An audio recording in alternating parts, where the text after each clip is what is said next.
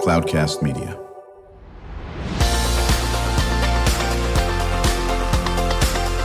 Drew Schlosberg Spotlight on the Community Show, amplifying the voices of social impact organizations, entrepreneurs, local nonprofits, and other community champions who shape the culture, creativity, and connectivity of San Diego. Brought to you by Mission Fed Credit Union, bringing good things to San Diego for over 60 years.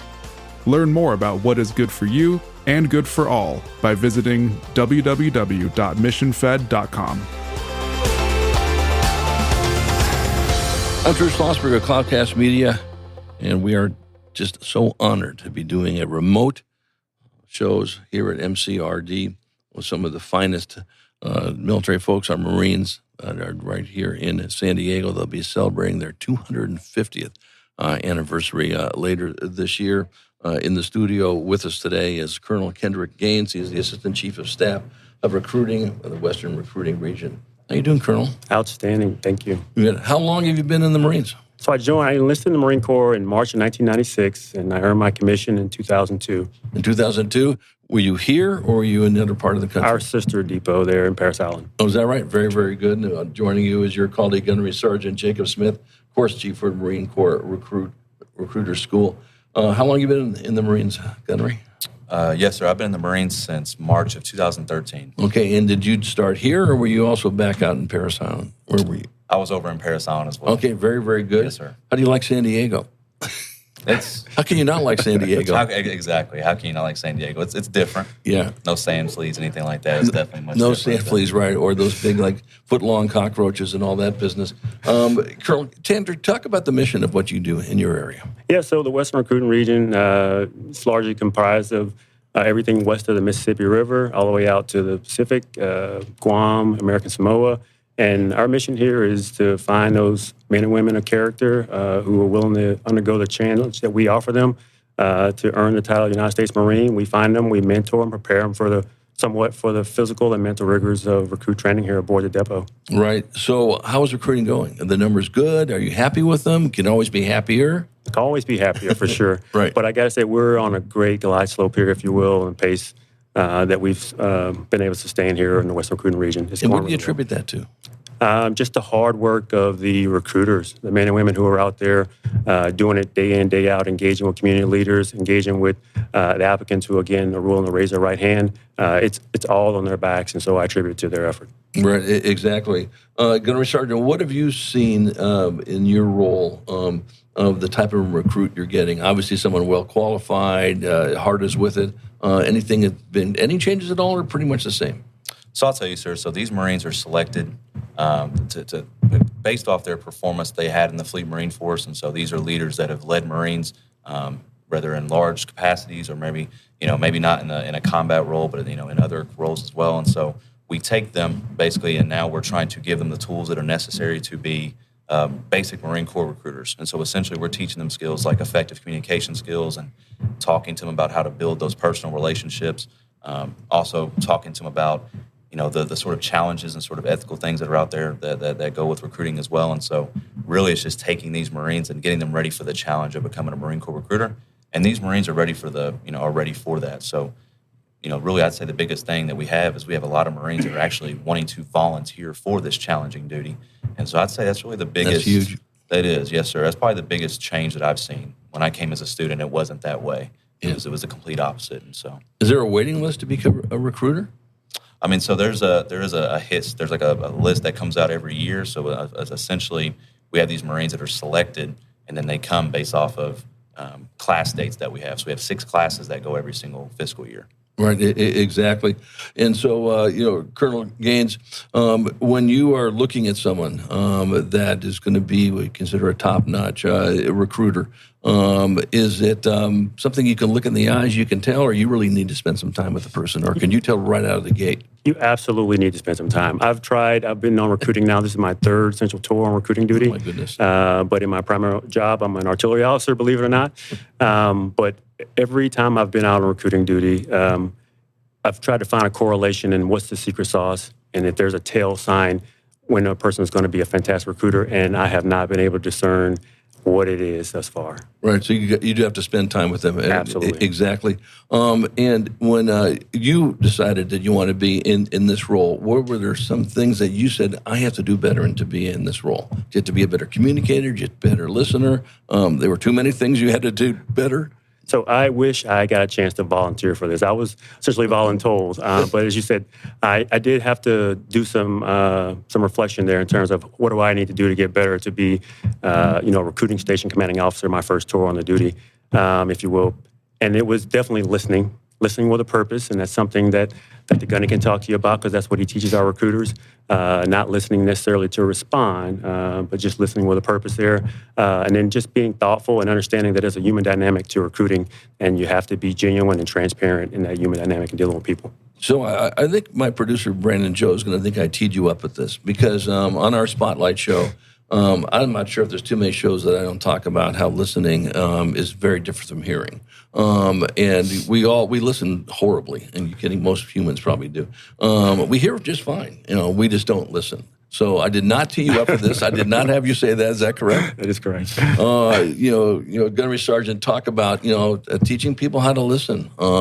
There's a skill to doing that and wipe their brain clean and not try to anticipate what someone's going to talk about, correct? No, for sure. So basically what we teach is there's a skill step called listen with purpose. And essentially what that means is, focusing our attention to gather information, but also build relationships. And so with my students specifically, I focus on that build relationships aspect of it because, at the end of the day, recruiting duty in its essential core, it's like the first step to the Marine Corps mentorship program. So you're taking on a step where you're meeting this person for the very first time. They're a 17-year-old person or going all the way up to being a 28-year-old young man, young woman. And now they're trusting you with their life to essentially help them become, what are the things that are important to them? These are the things, this is why it's important to them. And we're taking that in, and we're essentially showing them how the Marine Corps is going to make that happen for them. And you become that absolute first step in that mentorship process for them. Right. Is it hard for people to be taught how to listen effectively? I know when I taught journalism part-time at San Diego State, my first lecture was always on listening. And they go, what are you doing now? We want to be writers. You cannot be a reporter if you don't know how to listen, because you're going to be sitting there wanting to write the story before the guy's opened his mouth. What the heck's the matter with you guys? But it took a while to get these guys trained to be good listeners. You had to do exercises for it. Do you do the same? It is. We really do focus on that. And I tell people it's probably the easiest step to understand, but it's the hardest step to master. And I always tell people, it's if you want to see if you're mastering it, just go home and talk to your wife and let me know how that conversation goes, and let me see if you are a better listener from that, right? So, because we really do want to focus on, we're not just talking about Marine Corps recruiting at our school, sir. We're trying to take these skills and make them a part of your personal life as well, because it really can benefit you in the long run. Well, I think one of the things, and I'll let you address it first, Gunnery Sergeant, and then we'll go over to the Colonel and see what he thinks about it. And one of the skill sets that you should do when they're being a good listener is check for meaning and say, did I understand? Okay, am I understanding you correctly when you say X, Y, and Z? And it's a simple step to do. Do you teach that as well? We do, and that's actually part of a skill step that we call explore, and it's just more or less like asking questions and using questions. So, but what it is though is it's called a test for yes. So what we just say is like the confirmation of understanding what's, that me and you were on the same page, or we need to move on to a different topic or what have you. Yes, sir. Good. We're going to start a new podcast called Listening 101. It's going to be run by Colonel Gaines and Gunnery Sergeant Jacob Smith. We'll do that effective immediately. Maybe I should be taking the course again. But that is so true, Colonel Gaines. These are all great life skill things that are going to be great with the Marines, whether they're throughout their careers, Marines, or moving forward, correct? That is absolutely correct. And it'll be something they'll be able to take back to the Fleet Marine Force, and they'll be able to utilize with the Marines that they actually lead, who are in uniform and in the ranks there as well. Yeah, there's no question about that. Chatting with Colonel Kendrick Gaines, who's the Assistant Chief of Staff of Recruiting in the Western Recruiting Region, joined by his colleague, Gunnery Sergeant Jacob Smith, Course Chief for Marine Corps Recruiters School. Let me ask you this, Gunnery Sergeant Smith, this school started out in 1947 in Paris Island, is that right? Yes, it did. So, and then it moved over here, correct, to San Diego? It did. Someone made the bright decision to move it over here. Whoever that was. Okay, they were listening probably. And that's good. And so whoever made that decision, I thank you. person. Yeah, absolutely. Colonel Gaines, just talk about, what you guys have such an important job to do because you're investing time into training people how to recruit. And, of course, their job is to recruit the right Marine on this. Why is that so important in training? So every Marine starts out with an interaction with a recruiter. And so I look at it as the most important decision that any organization can make, let alone one that's, charged with defending our national security, is the people that it brings to the organization. So that's why I believe recruiting is the foundation for the Marine Corps there, and why we'll always put our best people after that mission. Yeah, well, and it's going to pay off. You're going to see. I imagine there are, of the thousands, hundreds of thousands of Marines that have been recruited, that probably an infinitesimal percentage of them, hey, just wasn't the right choice. It may not have been a good fit, but that's got to be a very small number. Is it correct? That is correct. Absolutely. Yeah. That's because of the work you folks do, I imagine. Yeah, on that. We'd like to credit ourselves with that, yes. Well, you should credit yourself with it. Let me ask you this. We'll start with you on this, Colonel Gaines, and then Gunnery Sergeant Smith, you add to it. The world has changed a little bit since social media was introduced, right? Has that been a challenge on how you recruit or how people listen to you or how they communicate and act? Talk about that. It absolutely has. So, as you know, social media, most of the time, if you check into social media, you'll see the highlights of everyone's life. And it's the 1%. You don't get to see the challenges, the struggle, the process to get to the highlights that you see on social media. And so just for our recruiters to break through that noise, it can be a challenge sometimes. Also, we also have to reach our target demographic in that digital space as well. So we have to be willing to go off into that digital space to reach them, but nothing takes the place of personal interaction, kneecap to kneecap mentorship, and that's what our recruiters do. Many times we talk about on our Spotlight show about trust. We interview a lot of people that are in the world with foster youth and so forth, who've had trust broken by adults that have let them down, and for X, Y, and Z. And we all know that is certainly the basis of almost anything that starts with relationships, especially in the world of yours. If the Marines don't trust you, that is a tough place to start. How do you build that trust, Gunnery Sergeant?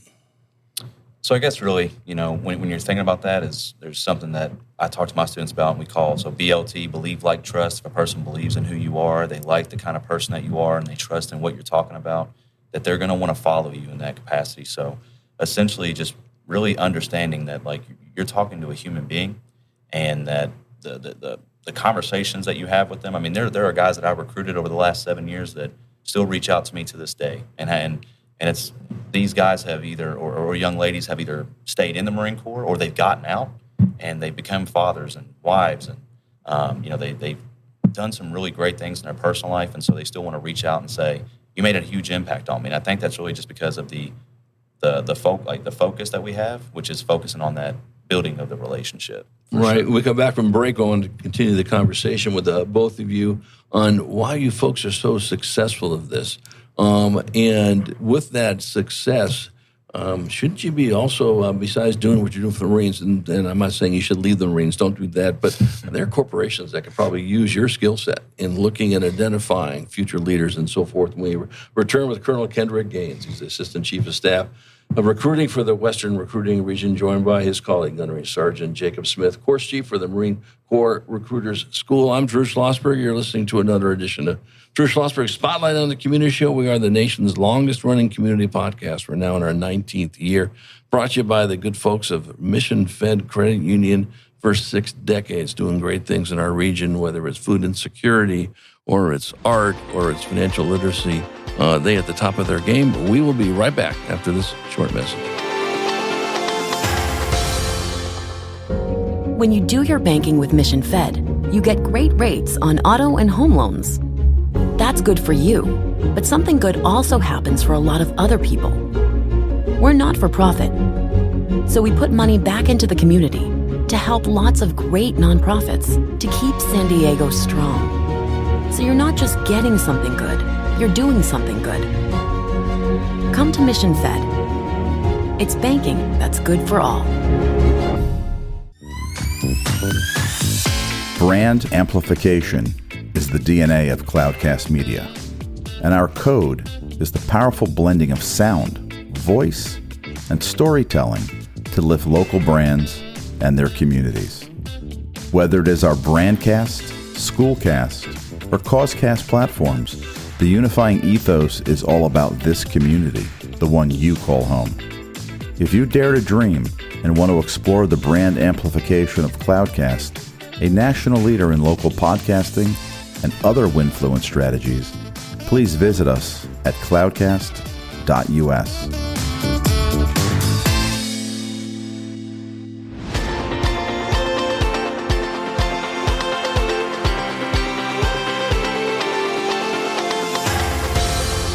I'm Drew Schlosberg, Cloudcast Media. You're listening to another edition of Drew Schlosberg Spotlight on the Community Show. We're doing a special remote at MCRD. We're at the MCRD Museum. So honored to have in the studio Colonel Kendrick Gaines, Assistant Chief of Staff of Recruiting for the Western Recruiting Region, joined by his colleague Gunnery Sergeant Jacob Smith, of course, Chief of the Marine Corps Recruiters School. So we'll start with you on this, Colonel, and then you add to it, please, Gunnery Sergeant. Why are you guys so successful? Which I think it's largely, your Secretary General Mattis is quoted as saying that he can't even spell the word failure. So credit that to just the mentality the Marine Corps has. But if I could put just a reason why, I would say it's because of the people. At the end of the day, it's because of the people. From our selection of the recruiters, picking men and women of character who fully embrace and embody our core values of honor, courage, and commitment, picking resilient individuals to go out and do that job day in and out, picking the leaders, so the recruiting station commanding officers, all 48 of them, they're top 4% of the majors in the Marine Corps. That board goes every year, and we pick those individuals who are proven leaders at the end of the day, and they've demonstrated it over and over again. They know how to execute. They understand accountability. We put them in charge of them. Over the top of them are colonels, district commanders, and they are typically individuals who have been successful recruiting station commanders, and they're handpicked by a board of generals and blessed by the Commandant of the Marine Corps, a 4-star, to go out and lead recruiting station commanding officers to get after this mission. And then our senior leaders as well, the most senior general officer in charge, the commanding officer of Marine Corps Recruiting Command, is completing his 3rd tour on recruiting duty, once as a recruiting station commanding officer,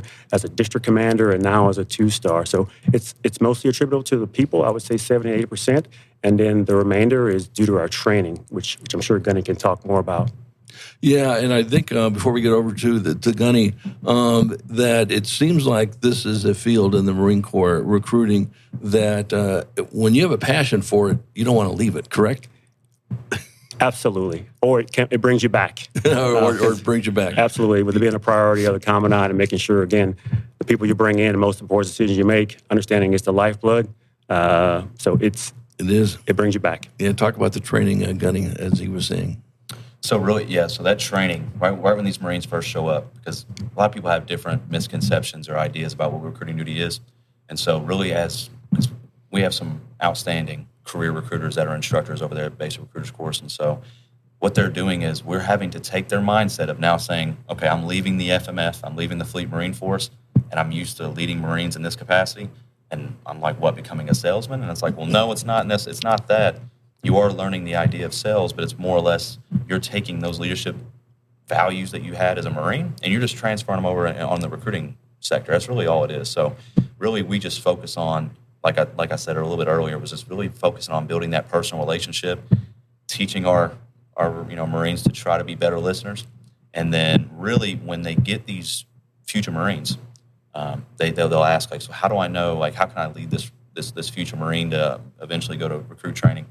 And we really tell them that if you treat them like junior Marines, they'll become them, right? And so that idea is just really, once they get out there to these RSSs, these recruiting substations, that they really just be the same leader that you were in the FMF. It's really no different. But we do ask them to be influencers in their area, be ambassadors in their communities. And so we have a creed for recruiters, and we want the Marine Corps recruiters to stand by those things. Right. So is there a little bit of a learning curve for them? They just came out from being, whatever they were before, and now I got to be, as you said, I got to be a salesman now. How do I do that? What's the curve? So it's funny too, because a lot of the earlier question was, what makes a successful recruiter? Exactly. And so really, to me, it's the person looks like a Marine, talks like one, and acts like one. then they're going to be one when they're out there on the streets of recruiting. And so there's really nothing that's any different. And so the curve, more or less, is a Marine just, because I already have the mindset, I'm going to make the mission, whatever the mission is told of me. But now it's like, okay, I got to really just start to open up my idea to talking to people and, doing some public speaking. I may have to go out of my office every once in a while and get out of my comfort zone. And so them getting comfortable with being uncomfortable is probably the best way to put it. Yeah, and Colonel, I think what Gunny was just saying is something that is in the corporate world is the same thing. When you are in your office and you close the door and no one sees you until you leave to go gone, that's not a leader. That's someone you got to be out there. You got to be talking to people. You got to be, making sure that they understand you're listening on that. Talk about how important that is. It is extremely important. One, for the Marines that you lead, for you to get out and understand what they do, see the challenges, recognize those challenges, and maybe even help brainstorm ways to overcome those challenges, but also just engaging with community leaders and being, again, fully transparent and showing them exactly what it takes to become a Marine. We offer, a workshop called the Educators Workshop. We bring teachers, coaches, and other influences from the community aboard the depot for a week in which they essentially get to go through facets of recruit training and just to show them that their men and women that they're sending here, if they elect to advocate for the Marine Corps or influence a young man or woman to come here, that it is a transformation process that's worth undergoing, and they will be better having undergone that transformation.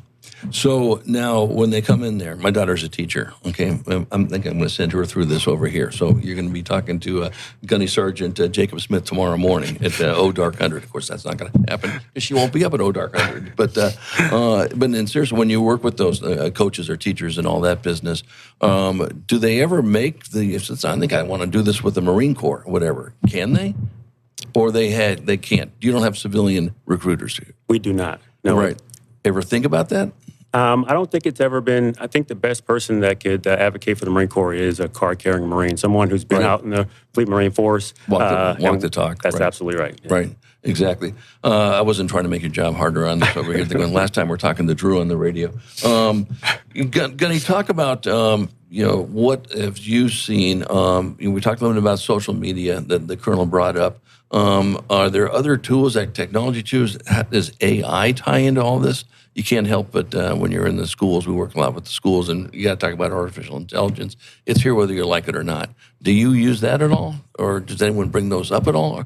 Not really with AI, right? But I mean, you're right. It's inevitable that you're going to do things like social media and things like technology. And so, one of the points that we make is we almost we tell all of our students to go ahead and look and see how often you're on your phone, right? Like literally look at your weekly report. And if you've been facing that phone for about 6.5 hours, I mean, what do you think that a young person between the ages of 17 and 28 are? And so we make that point to sort of more or less now introduce them to what we call digital engagement. And so we try to get these Marines a little bit more comfortable with being on social media platforms like Facebook, Instagram, all that kind of stuff, but also being on that platform and having a social media footprint, but also being able to take that footprint and have a message about the Marine Corps out there. So we do have training at our level as well. Right. What do you think I'll start with you on this, Colonel, some of the challenges are moving forward, or are there? I think just making sure that everyone understands that the Marine Corps is just really a launch pad for life at the end of the day, and making sure that message gets to everyone who needs to hear it over and over again via every means that we can, whether it's digital space or other. But just getting that message out there constantly and meeting people where they are, especially in the digital space, which can be challenging to some degree, but we have to meet them there. I'll ask you this, Colonel, and you can answer it too, Gunny. One of the things that certainly pops up quite a bit in our spotlight shows, especially in recent years, is the unbelievable mental health issues that we have in this country, in this world, for that matter, probably the solar system, if there's people listening in the Milky Way or whatever. I'm sure you guys see some of this, and you guys have to deal with it. How do you deal with it?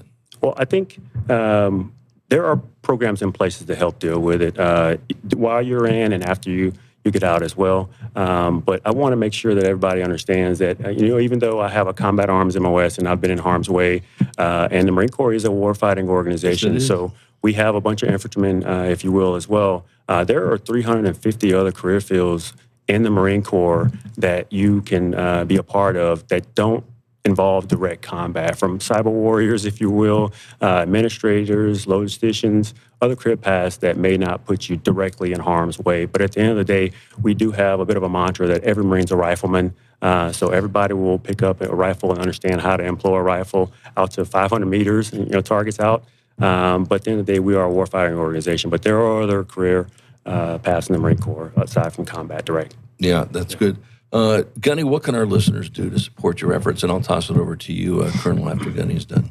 What can we do? What can our listeners do to support what you do? I think really at the end of the day, it's really just trying to have an open mind. So when I was a young kid, and I remember speaking to my mom or speaking to my grandparents, and I remember saying, "What's the route to success?" Maybe in different verbiage, but I did ask, like, how do I become successful? And they always told me there's one particular way of making that happen, and that's through an education. And I'm not saying that a college education is not a way to get success, because it definitely is. But I wish that there were more conversations about other avenues to reach success, because I could show you a lot of Marines that own businesses, that invest in stocks, that are great people in and out of their professional world. And so I just wish that people were a little bit more open-minded, and when they're speaking to their children about there is one more way to success than just one particular avenue. Okay, this is the second time Brandon Joe is going to think that I teed you up with this question over here, because we just got off one of the organizations that's near and dear to my heart is the Classroom of the Future Foundation. We just had our big annual event, 22 years we've been doing this at SeaWorld yesterday, and that's exactly what we do. We show there are pathways. We're not saying you shouldn't go to college, but we're saying there's 4,000 or 1,000 other pathways to go. And we've been really working for 25 years to work with the schools to let them know there's more than one pathway. When you described all the different types of jobs that are in the Marine Corps, the example I use when I worked with a newspaper for 20 plus years, 2,400 employees when I started working for the Union Tribune, only 1/8 were writers. 7/8 of the newspaper did everything but write, and the same thing. Yes, you're a warfighting, or you're known for it, you're successful at it, and God knows we need to have you do that and all that. But there are other aspects of it. Like my buddy who joined the Marine and was in administration and did some things with the newsletters and journalism and all that business. Colonel, what can we do also to support your efforts? Really, I think the Gunny hit it. It's just to understand, as I said earlier, that the Marine Corps is a launch pad for life. And if you're raising a young person, just make sure you understand the opportunities that military service in general can provide for them, and don't just shun that opportunity off. Here recently, I was up in Bakersfield out with a recruiting station commanding officer, and we go to a high school, and I'm always happy to go to high schools and give talks. And we step into the office, and we met the young recruiter who was responsible for that school, and he was walking us through who's who in the school. And the last thing he said before we go in is the principal was an active duty Marine during the Cold War, and we walk into his office, and he's wearing a polo with our national ensign and our organization colors on. He has a son that became a Marine. He has a son aboard the depot right now undergoing the transformation. So again, we send leaders back to the community, and we just want the community to understand really what our value proposition is. And this is exactly why we do this show, because we can't do it enough. Colonel Kendrick Gaines, Assistant Chief of Staff of Recruiting, the Western Recruiting Region, thank you so much for coming on. My pleasure. Gunnery Sergeant Jacob Smith, Course Chief of Marine Corps Recruiter School, absolutely appreciate you coming on. Hopefully you'll have us back, and we cannot do enough to continue this conversation. Maybe somebody that has benefited from the school and what you folks have done as well. I'm Drew Schlosberg, and I hope you've enjoyed another edition of Drew Schlosberg Spotlight on the Community Show. We are the nation's longest-running community podcast, now in our 19th year. Brought to you by Mission Fed Credit Union, 6 decades of doing great things for people living in San Diego County. Hope you enjoyed the interview. You've been listening to an episode of Drew Schlosberg's Spotlight on the Community Show, amplifying the voices of social impact organizations, entrepreneurs, local nonprofits, and other community champions who shape the culture, creativity, and connectivity of San Diego community. Brought to you by Mission Fed Credit Union, bringing good things to San Diego for over 60 years. Learn more about what is good for you and good for all by visiting www.missionfed.com.